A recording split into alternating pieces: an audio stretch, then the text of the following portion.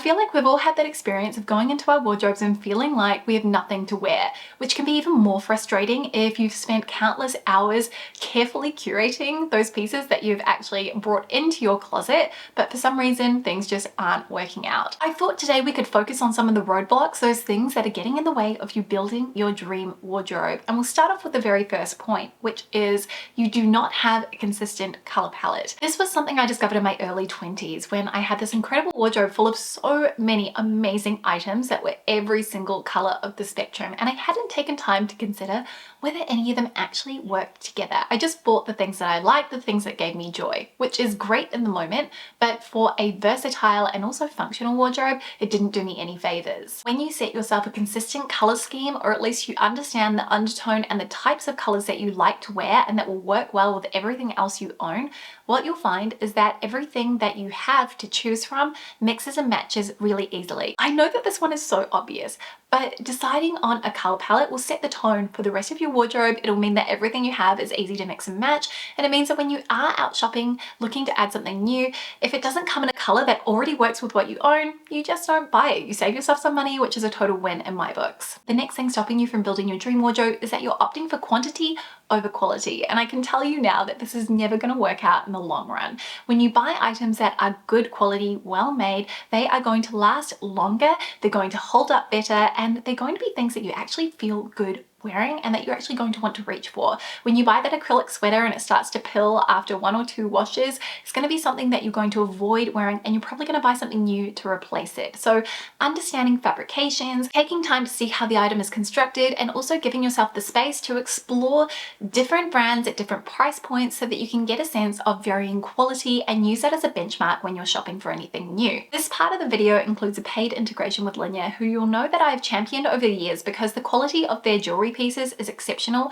and the price point is also really accessible. And this is one of the things that I'm always talking about, how you can find good quality at every price point. You just need to know where to look. One of the many things I love about Linea is that their jewelry pieces are designed with longevity in mind. So the jewelry pieces I added to my collection years ago from Linea are still just as relevant today as they were back then, and they've also held up beautifully, and this translates both across their gold vermeil and their 14 karat gold pieces. And if you caught my style evolution video, which I'll link up in the cards because that was a really fun one to film, I did actually show you my Lise hoops, which are one of the very first jewelry pieces I added to my collection from Linea, and they still look immaculate, just as good today as they did when I first got them. One thing that I love when I'm buying a quality piece is if I can manage to get it on sale, and Linea are currently running a sale for Black Friday, so I'm going to have the details on screen and down in the description box below, and you can use my code Mademoiselle Gem to save a little bit more off your order, which helps to sweeten the deal. And shopping via my link below takes you to an edit of all of my favorite Linea pieces. This is the perfect time to be thinking about investing in your jewelry collection because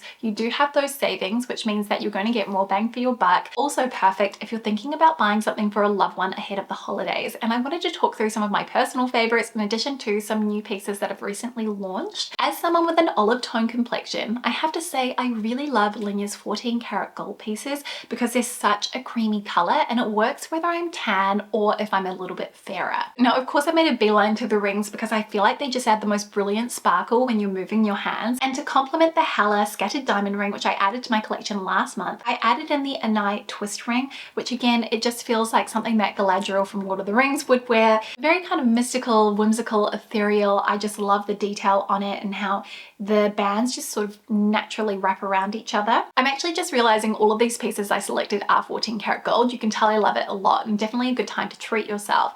And one of the things I love about their gold pieces is that they're made using recycled gold. They also use recycled sterling silver for their silver pieces, and their gold vermeil is incredibly high quality. It's a minimum of 2.5 microns thick, which is 10 times thicker than flash plating. So next piece I want to highlight are earrings, and you know how much I love my Mathilde earrings, which are a great affordable price point in the gold vermeil, and mine have held up beautifully. But if you want something a little bit different in 14 karat gold, I love these Baroque pearl huggies. The fact that they have that organic kind of squiggly shape, really pretty, and they're not too overwhelming, too overpowering, and they're quite classic, the type of style that you could easily wear to the office, but then you could also wear for a date night. And I've got that paired next to the Calypso opal huggies. And fun fact, when I worked at Discovery, one of the shows that we commissioned was Opal Hunters, and I learned so much about opal during that time, and it almost has this kind of alien-like quality, the different colors. I mean, it kind of just looks like something that has been conjured up by magic. Definitely a little bit of a theme with my picks this month. And then final item that I wanted to share is this beautiful necklace. This is a Caris pearl necklace. It is a really fine gold chain with a floating pearl in the center. Very, very pretty, very dainty, very demure, very mindful. So those are my picks this month, and you'll be able to find them linked below along with all of my other favorites and the details of their Black Friday sale. Thank you to Linya for partnering with me on this section of the video. The next thing stopping you from building your dream wardrobe is that you're paying too much attention to trends.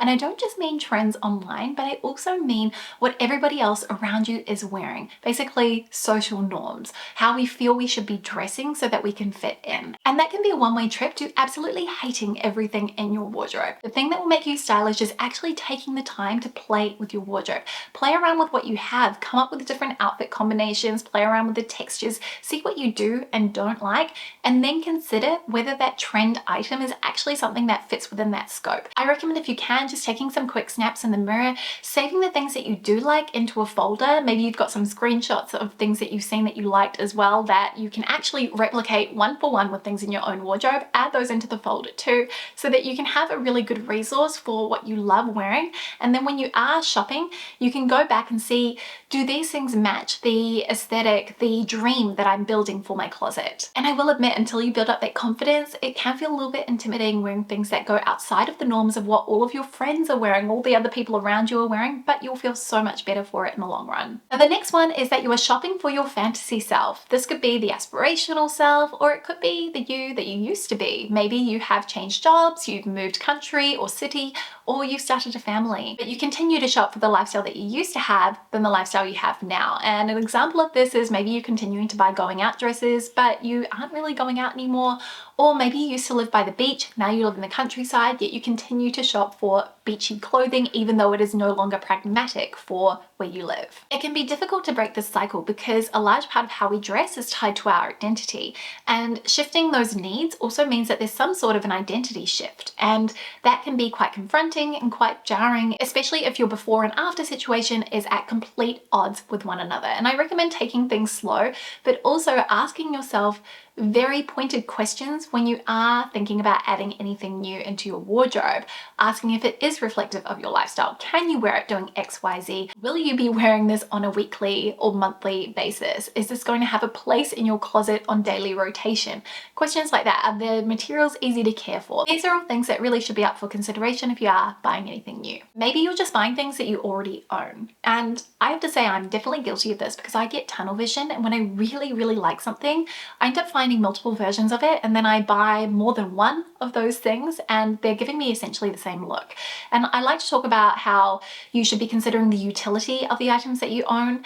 Are you adding something into your wardrobe that is going to give you the same function as something else that you already have? One thing I found really helpful is having a digitized wardrobe, as it allows me to see at a glance everything I have in my closet, and it stops me from buying things that I already own because I probably already love the thing I have if I added it to my wardrobe in the first place. There's something that stylist Alison Bornstein says all the time, and I think it is brilliant. Love to buy, hate to wear. And you might find that this presents in a way in your wardrobe that you are buying things and they are always one of the first that you choose to declutter when you are doing an edit. And I think having that cognizance, that realization that that is the item that you're never going to end up keeping in your closet, that can be a really useful tool because it can stop you at the checkout if you are thinking about buying a similar piece in the future. For me, it's a V-neck sweater. I have one that I like, and it's a very tight high v-neck. All of the other v-necks that I've tried, whether they are a regular traditional v-neck sweater or even a deep v, I never wear them, and they're always one of the first things to go on my wardrobe. So now I know that they're things that I should just glaze over if I'm considering them in the future. Maybe you've bought too many uncomfortable or fussy clothing items, and this can present itself in a few different ways. One, maybe it's just too restrictive, too tight, the fabric has absolutely no give, and when you're sitting or just moving around, it feels very uncomfortable. Two, it could be that it wrinkles easily and it feels quite fussy from that perspective, and you feel quite sloppy when you put the clothing item on and then you've sat down, you get up and you're covered in wrinkles. You just feel like it's ruined the entire feeling. You want to look a lot more polished and refined, and that piece is just not giving you that. Or maybe it's really fussy in the sense that you're constantly adjusting it in order for that item to look good on. These are all things that I recommend steering clear of, or adding in very limited quantities if they're things that you really, really love, because they're always going to be items that you gloss over in favor of something else. Do you know how to properly care for the item, and are you prepared to do the work? I highly recommend reading the care instructions of any item that you are considering buying, because if it is going to feel like too much effort in order to look after it, you're probably not going to want to reach for it. If it is dry clean only, do you have it within your routine to go to the dry cleaner? Because if you don't, it's going to be something that you seldom do because it feels like you're going above and beyond. Is it an item that might pill or that will require some sort of maintenance in order to continue to look good? For example, cashmere sweaters, they are going to have a shedding process. If you aren't willing to take that time to maintain it and look after it, it is going to end up being one of those things that is shoved to the back of your wardrobe because you just do not want to deal. Maybe the roadblock is that you've got an extremely disorganized closet. If you've ever watched any of my wardrobe switchovers, you'll know that I have a very specific system, and I've been using this for years. I like to categorize my closet by the type and the color, and I find that this allows me to easily spot where everything is. Another really useful thing to do, which I understand is a privilege if you have space, you may have a lot more limitations if you are in a smaller apartment or have a smaller closet, is to be able to see everything that you own. At least being able to see at a glance the majority of the items that you have, you can easily go, oh, this will pair nicely with this, or I could wear that with that. And it really helps to streamline the whole process of getting dressed. But I think at any rate, just reorganizing your wardrobe in a way that makes sense to you can really change the entire process of getting dressed in the morning and turn it from something that you absolutely hate to something you really enjoy. The final thing stopping you from curating your dream wardrobe is that feeling that you always need to be wearing something different. I recently did a video talking all about style uniforms, and I'm going to link that one up in the cards if you'd like a little bit more context. But essentially, having a look that you know you can lean in on, that you feel really good in, is so powerful. I don't think there's a set number of uniforms or style formulas that you need to kind of reach. Instead, finding a number that works for you and that gives you variety, but that also streamlines the process of getting dressed in the morning. So an example could be a relaxed sweater paired with a curved jean, a long jacket, and a ballerina. Then you look in your wardrobe for items that have those qualities, and then you use that framework as the building block for your outfit. I want to tie this back to one of my earlier points where I said that maybe you're finding the roadblock is that you're shopping quantity over quality, because what you'll find is if you add a whole bunch of new items to your wardrobe at once, so it gives you all of these new outfits, the things that are going to feel most exciting are the new pieces that you bought. You're still going to have those same feelings towards your existing closet because you haven't actually dealt with the problem. Instead, you've just tried to use shopping as the solution. Actually allowing yourself space, giving yourself time to play in your wardrobe, figuring out how you love to wear the things you already own that you did love enough to bring into your closet, that is going to be one of the best gifts that you can give yourself when it comes to finding your own personal style. Anyway, thank you so much for spending some of your day with me. I really hope that you found this video helpful and that it gave you just some things to think about when you are considering buying anything new, especially if you are on that path to trying to curate your dream wardrobe. A huge thank you to Linea for partnering with me. You know how much I love their jewelry, and if you are thinking about treating yourself or a loved one this Christmas or these holidays, then don't forget you can shop Linea's Black Friday sale and use my code Mademoiselle Gem at the checkout for a little bit of an extra discount off your purchase. Thank you so much for spending some of your day with me. I'm really grateful, and if you are new and you'd like to subscribe, I'd love to have you back. I share lots of styling advice, brand reviews, and how to make the most out of your wardrobe. I'll see you next time with a brand new one. See you soon. Bye.